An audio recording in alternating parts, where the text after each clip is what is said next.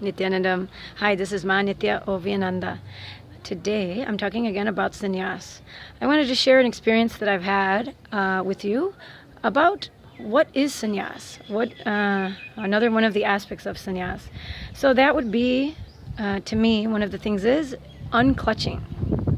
So what is unclutching? Swamiji describes it in many different ways. Basically, when you have a bunch of thoughts running through your head all the time, instead of grabbing onto those thoughts and, thinking those thoughts are you and being all upset about them, just kind of like get some awareness that you're having those thoughts and you're clutching to it.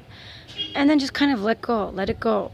Because in between your thoughts, there's actually a space of silence. And when you can get into that space more and more, then you can start to hear what your inner voice is saying or what the divine is trying to say to you. It's kind of like a car when you move the clutch, right? If you've ever drove a stick shift car.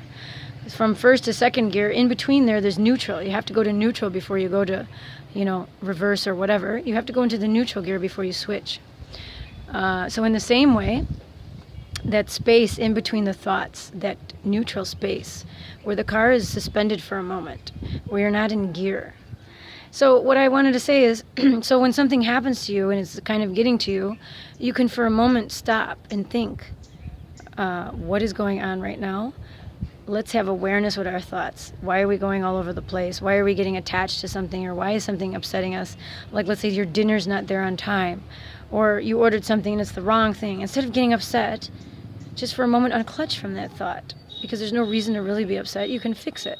So you can come from a powerful space and change what you're doing and make something different happen from it. So what I want to say about Kumbh Mela, I got the beautiful opportunity to go to 2 Kumbh Melas in the past year, because that was once in every, I think it's 300 years, there's a Kumbh Mela that's aligned, in which there's 2 in 1 year, because of the way the planets and everything are aligned. So what I learned in Kumbh Mela, especially the Ujjain Kumbh Mela, is how to unclutch from everything. Basically your bed, having a place for your stuff, having, knowing exactly what's going to happen when. All of these things, we were shaken by everything, and actually, it sounds horrible, right? So here you are, especially as being sannyasis, we allowed the people that were coming as guests there, and the people that were already inner awakening graduates, and all the people that came there, we said, okay, let them have all the beds and the spaces that were there. There were bunk beds in a huge tents.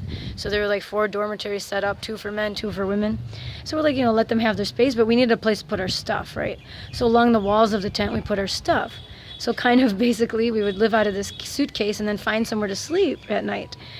So first we were all sleeping in the hall. Then we had this huge storm that came.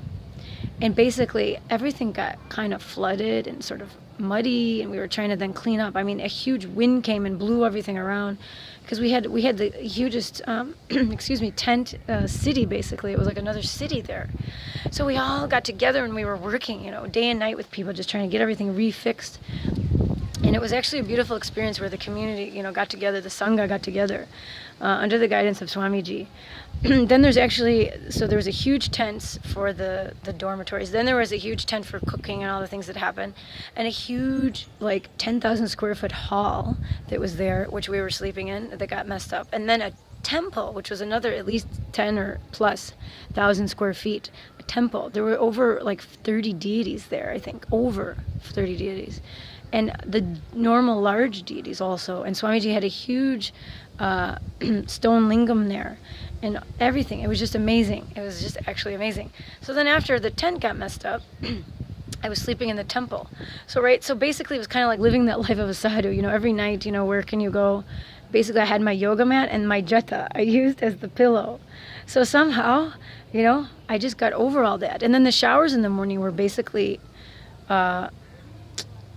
taken so quickly, and we only had a certain amount of time to shower and get to puja, because we had to get to puja, especially being sannyasis and brahmacharis. We had to get to the puja.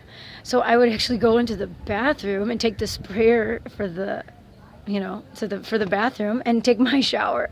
I didn't care. I'm like, I had to get there on time. I had to have the integrity of the puja. So I did it. Who cares what to do? I got clean. I got used soap and all. But it was very difficult, challenging, especially for somebody who maybe can't handle it. A lot of people got kind of shaken up by that because their whole world, what they know is comfort. It was just gone, So you learn how to kind of go with the flow a little bit more. See, and it starts to peel away those layers to more and more things that you need to kind of complete with. So, okay, I let go of those things. Then, the water not working in certain toilets, then having to use, the Indian toilets, and there was only like a bucket of water and whatever, all of those things. Then I ran out of toilet paper. Oh, God, should I not talk about this here? But I was, still kind of using a little bit during certain times. And I'll be frank, I'm a Westerner. But now here I was without anything, and there was nothing else to be found. So basically, you have to get very intimate with yourself and be okay with it, which I was, because I was always okay as long as I had soap. So I always had soap for that, afterward. But nobody talks about it, but it's there, it's a reality, and it's something you have to just get used to. So many things are hitting you, and the energy there was so intense and strong. So you have to really, with this whole spiritual seeking, you have to be tough and willing to, allow things to happen. I can't say I'm perfect, and always go with the flow, but I aspire to be like that, to flow like Ganga, no matter what happens, I just have that answer coming from Swamiji, from my inner space of what to do, instead of blocking it, because when we block it with our own thoughts or anger or fear, we're not allowing the cosmos to give us the answer, because the answers are actually always there. So anyway, during the Kumbh Mela, and there was tons of beautiful things. I mean, thousands of people came to see Swamiji, tens of thousands. And he's our master, and he's a sannyasi. He's a Raja sannyasi, the king of sannyasis. And all these people were coming to see him. I mean, 100,000 people, can you imagine? Hours he sat there in darshan, blessing people and giving them fruit, or that prasada like they have at Chidambaram, that I forget what it's called. It's a big ladu, And he was so excited. He's like telling the kitchen how to make those, because first they made these really small ones, and it wasn't good. No, it wasn't authentic, like that temple. And he made them do it proper, And then they didn't give them anything. They just gave it to him. And he's like, no, it should be in a little bag, It's like he's very much knows every detail, and he wants to give to people so much, because that experience of all the people there from Ujjain and that region, got to come and meet Swamiji for the first time ever. They got to meet a living avatar. So he wanted it to be special. Let them take something and remember something, and let them have that prasad. That prasad is that blessed food and that energized food from the master, that when you ingest it, it heals you, and it does so many things to the body. It's like such a gift. So he wanted everything to be right, and it's such an honor. I don't know. I don't have any right words, but to be with Swamiji is an amazing thing. And to be one of his, kids, basically, and be initiated into the Nithyananda order is really a gift of life. Because what we're doing is we're saying, yes, we want enlightenment, and we want to live around you, And I mean, that's only a small part of it, but the main thing is, let's elevate ourselves. Let's not continue the birth and death, and keep coming back. We have an opportunity to get out of that cycle and to live not only after we die. Of course, he'll liberate us now that we're with him, but we'll be able to experience that energy space of enlightenment with him. And now we already have moments like that in which we experience that. And it's just amazing. It's just an amazing life. So anyway, I mean, I felt so much freer, after the Kumbh Mela and all that happened. So much things. I'm like, wow, I don't have to worry about all those things. Who cares, I'm still alive. I'm still laughing. I'm still here. I'm not going to die without a bed or a place to stay or anywhere to call home, because I don't really have a home anymore.